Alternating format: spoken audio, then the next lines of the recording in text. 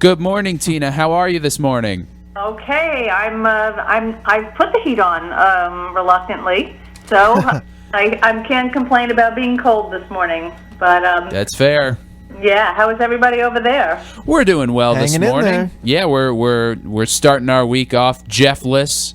For it's a Jeffless week this week, so we'll see how everything goes. You know, everybody's looking forward to it. We're optimistic, but other than that, everything's going smoothly. How's everything over at the Rockland County Business Journal? Did you say Jeffless? Is he somewhere good, I hope? Jeffless, yes, he Yeah. is. He's on a journey right now. He's on a positive journey. So we're keeping it under wraps until Jeff returns. Jeff didn't want to jinx anything, so he's doing well. He's a-okay. Trust me, we're all happy for him. He's getting some much needed rest. Mm-hmm.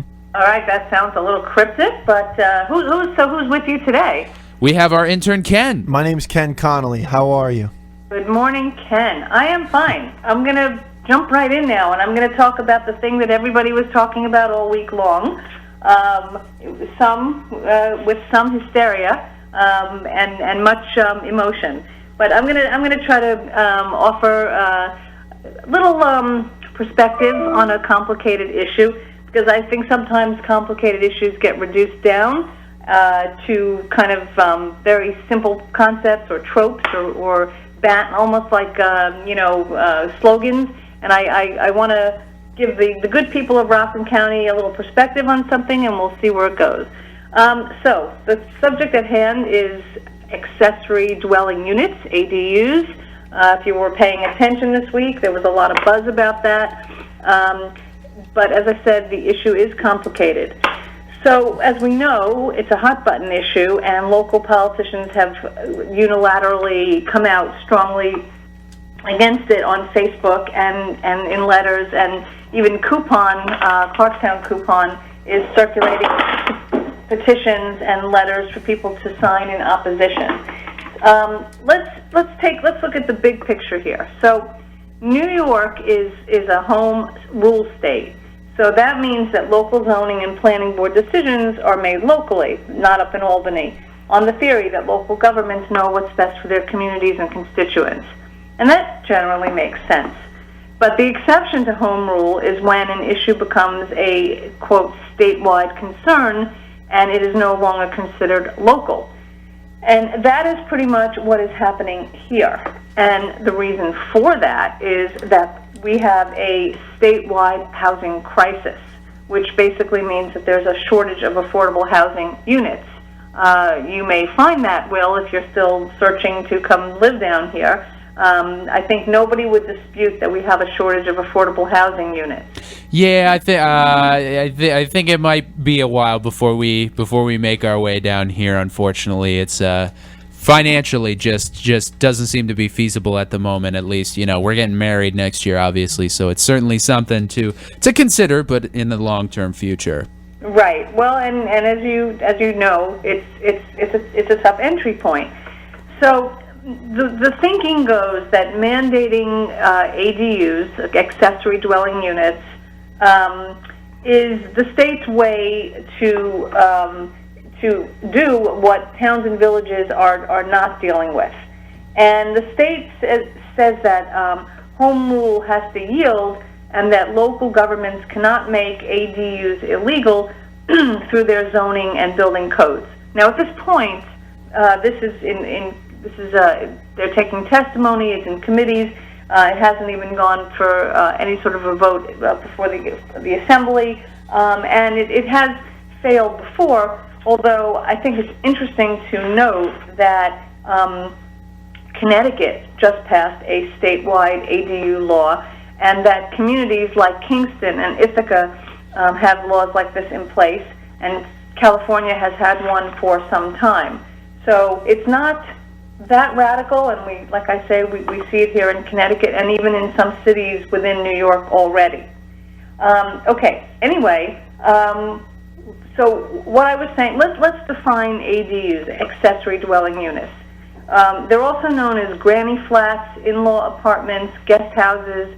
They're basically a second housing unit on a single-family lot that's either separate or connected to an existing home. So that could be a basement, a cottage, a garage apartment. And right now, they're pretty much banned around Rockland. Although, of course, and here's the rub, they exist everywhere. Some legally, maybe they're grandfathered, some illegally. Not to be too dramatic, but it's sort of like there are some things that are inevitable, and the oldest one, let's say, is prostitution or marijuana. There are some things where you can keep them illegal for a long time, but that doesn't mean that they don't exist and that they don't go on. I mean, in the case of these ADUs, the issue really is that people need a place to live. So the state isn't saying anything goes. It's created a whole list of specific guidelines, and it has specifically said that ADUs cannot be used for short-term rentals like an Airbnb. And if you go to RCBJ Journal, you will see that we have laid out the specs for this. And so I won't read that list, but that is right there in the heart of the story. So, like I was saying, let's look at something pretty interesting, okay? The population increases over time, and the number of new housing units grows more slowly than that population. And that forces the prices to rise, and people have to live somewhere. So they create these illegal or overcrowded housing situations, which we know is a threat to firefighters and other, rescue workers. So people end up living in basements or garage units, and they crowd families into studio apartments, or several families will move into a single unit. In Rockland County, for example, the population increased 10% in 10 years, right? While the number of housing units increased only 5%. Uh-oh. Right, so there's a huge, right there, that is really revealing. And towns have, and this is the big one, this is the real truth behind this. Towns have set up systems to limit affordable housing options, and developers have little or no incentive to build affordable housing units. And even local codes that mandate affordable units, they allow the developer to buy their way out of providing these units. So when that happens, you have a skewed housing market, which means that when people like you are looking around, it's unaffordable. So ADUs are why housing advocates statewide say that they need to be put into the mix, and that they need to be legalized, and that there need to be guidelines and specifications, because all around it evens the field, and it also actually makes things safer, is what the advocates say. So the fear that has rippled through the county, is this sense that like you've heard politicians say, well, the population is going to double, and every single family house is going to add on, and I think it's sort of like a hysterical nightmare landscape that's drawn, but it probably is not quite what would really play out. It's more of a nuanced situation where, in fact, we might be able to resolve some of the illegal overcrowding that goes on in Nyack or Haverstraw. We might eliminate the risk for firefighters who get into those kind of situations. ADUs provide several opportunities. The homeowners often build them to house a family member, or to rent for some extra income to subsidize the cost of their own home ownership. We know how high taxes are in this county, and they can have a positive impact on communities, such as providing secondary income, which allows aging homeowners to age in place, or provide spaces where older relatives and younger children can live together, or to bring new residents to the community who contribute to the economy. So, of course, there's an understanding that, there's always an understanding that we want to preserve the character of the place that we live in, but we also have a housing crisis. And I think the thing is that the two of those have to be squared, and we have to see, where we come out, as opposed to this hysterical reaction that we've seen this week. I mean, finally, whether or not this bill passes is to be seen. It has a very long way to go, and as I said, it hasn't gone to the Assembly or Senate yet. So we'll have to wait and see which way the wind blows on the issue.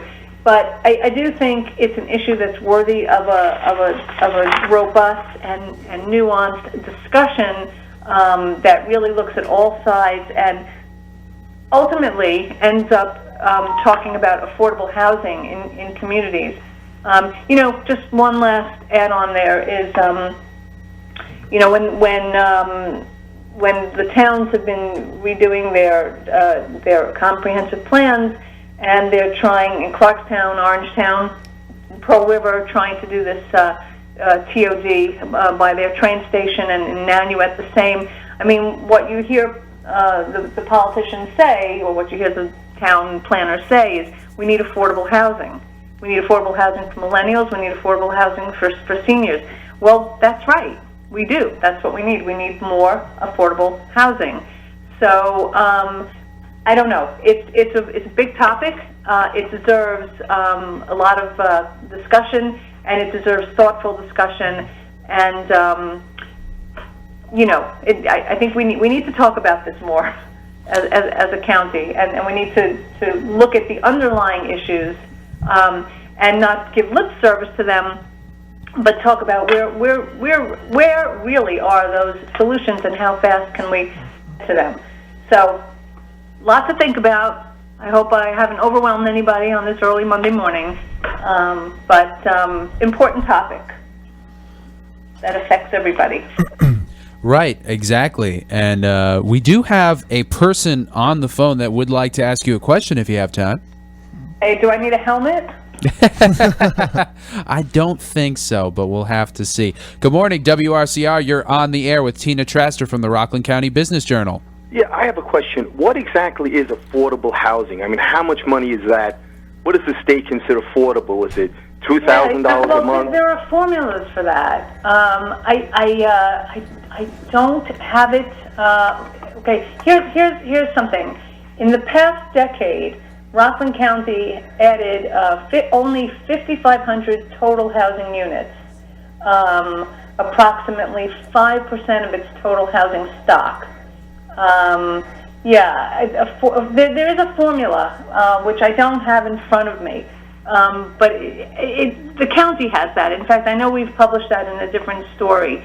I think one thing that we did mention somewhere in our piece is that most people pay upwards of 30% of their income, toward their housing costs. So, that's a big. I understand that's a big chunk of your pay every month. It is. I was always curious when they see affordable housing. So if you're making $2,000 a week, doing whatever you're doing, and somebody else is mowing grass and he's making $275 a week, so how do they come up with the formula for that? I mean, I know they always talk about in Nanuet they want to build affordable housing. Right, I think that as soon as the housing goes up, it goes right out of it. The people who build them don't want to rent them for, $1,000 a month.